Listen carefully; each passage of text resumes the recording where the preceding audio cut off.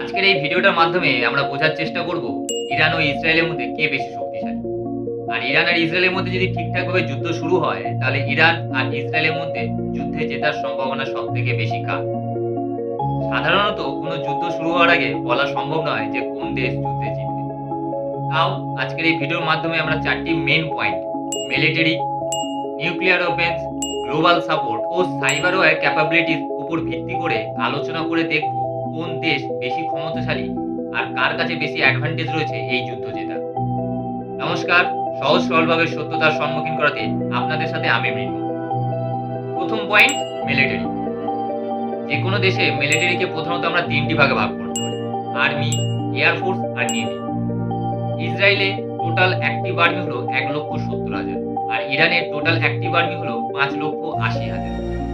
এখানে আপনার ইসরায়েলের আর্মি সংখ্যা কম মনে হলেও ইসরায়েলের কাছে একটা প্লাস পয়েন্ট আছে। এটা হলো ইসরায়েলে বসবাসকারী সবাইকে মিলিটারি ট্রেনিং নেওয়া বাধ্যতামূলক। তাই ইসরায়েল চাইলেই যে কোনো মুহূর্তে তার দেশের 5 লক্ষ সাধারণ মানুষকে মিলিটারিতে পরিবর্তন করতে পারে। আর ইসরায়েলের কাছে টোটাল 1,370টা আর্মি ট্যাঙ্ক আছে আর ইরানের কাছে 2,000। এইবার আসি এয়ারফোর্স। ইসরায়েলের কাছে আছে অত্যাধুনিক ফাইটার জেট F-35, F-16 ও F-15 এর মতন টোটাল 612টা ফাইটার জেট। আর ইরানের কাছে আছে টোটাল 551টা ফাইটার জেট, তাও আবার 1970 সালের মডেল বেশিরভাগ।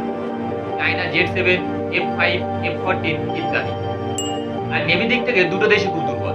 ইসরায়েলের কাছে আছে টোটাল 67টা ফাইটার শিপ ও সাবমেরিন আর ইরানের কাছে আছে সাবমারিন ও ফাইটার শিপ মিলে টোটাল 47টা। এইবার কথা হলো ইসরায়েল ও ইরানের দুটো দেশের মধ্যে টোটাল দূরত্ব হচ্ছে 2308.9 কিলোমিটার। আর ইসরায়েল ও ইরান দুটো দেশের মাঝখানে আরো দুটো দেশ অবস্থিত রয়েছে, ইরাক ও জর্ডান।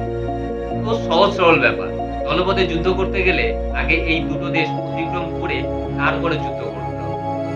আর জলপথে যুদ্ধ করতে গেলে আরো বেশি পথ অতিক্রম করে যেতে হবে। তাই এই দুটো দেশের কাছে যুদ্ধ করার প্রথম উপায় হলো বায়ুপথ। আর এই দিক থেকে দেখতে গেলে ইসরায়েল ইরানের থেকে বেশি শক্তিশালী। এইবার আসি দ্বিতীয় পয়েন্ট, নিউক্লিয়ার ওপেন। এখানে সরাসরি ইসরায়েলকেই বেশি ক্ষমতাশালী বলা যেতেই পারে, কারণ ইরান এখনো পর্যন্ত পুরো বিশ্বের কাছে ঘোষণা করেনি যে তারা নিউক্লিয়ার ওপেন্স বানাতে সক্ষম। তাও যদি আমরা ধরি ইরান নিউক্লিয়ার ওপেন্স বানাতে সক্ষম হয়ে গেছে, কিন্তু পুরো বিশ্বের কাছে ব্যাপারটা গোপন হয়ে গেছে, তাহলে কি হবে? ইরানের যা আয়তন সেই অনুযায়ী ইসরায়েলকে ইরানের উপর খুব কম করে হলেও 100টার বেশি নিউক্লিয়ার অ্যাটাক করতে হবে। আর ইসরায়েলের যা আয়তন সেই অনুযায়ী ইরানের 3 থেকে 4টি নিউক্লিয়ার অ্যাটাকই ইসরায়েলের জন্য যথেষ্ট ইসরায়েলের চিহ্ন মেটানো। তবে এখানেও ইসরায়েলের কাছে একটা প্লাস পয়েন্ট আছে, সেটা হলো ইসরায়েলের অত্যাধুনিক এয়ার ডিফেন্স সিস্টেম। ইসরায়েলের এয়ার ডিফেন্স সিস্টেমে রয়েছে আয়রন ডিম, অ্যারো 3, ডেভিড স্লিং, পেট্রোরাইট ও আয়রন ডিমের মতন অত্যাধুনিক এয়ারফোর্স ডিফেন্স। এই নিউক্লিয়ার অ্যাটাকের দিক থেকেও ইসরায়েল ইরানের থেকে বেশি শক্তিশালী। এইবার আছে তৃতীয় পয়েন্ট, গ্লোবাল সাপোর্ট।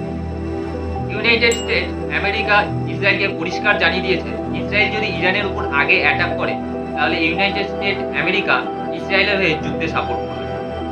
আর অন্যদিকে রাশিয়া ও চায়নাও ইরানকে পরিষ্কার জানিয়ে দিয়েছে যদি ইরান ইসরায়েলের উপর আগে অ্যাটাক করে তাহলে রাশিয়া চায়নাও ইরানকে এই যুদ্ধে সাপোর্ট করবে। তাহলে এই দিক থেকে পরিষ্কার যে যে দেশ আগে অ্যাগ্রেসিভ হয়ে অ্যাটাক করবে সেই দেশ কোনো গ্লোবাল সাপোর্ট পাবে না। এইবার আসি চতুর্থ পয়েন্ট, সাইবার ওয়্যার ক্যাপাবিলিটি কার বেশি। 2024 রিপোর্ট অনুযায়ী সাইবার ওয়্যার ক্যাপাবিলিটিতে ইরান ইসরায়েলের থেকে বেশি ক্ষমতাশালী হয়ে উঠেছে রাশিয়া ও চীনের সাহায্যে। এই হলো মেন 4টি পয়েন্ট, যার উপর আলোচনা ও কম্পিটিশন করে দেখা যে কোন দেশ বেশি শক্তিশালী। ভিডিওটা দেখে আপনারা বুঝতেই পেরেছেন যে কোন দেশ বেশি শক্তিশালী। হ্যাঁ, ইসরায়েলই বেশি শক্তিশালী। ভিডিওটা ভালো লাগলে অবশ্যই চ্যানেলটিকে সাবস্ক্রাইব করে পাশে থাকবেন। দেখা হচ্ছে আরো একটা নতুন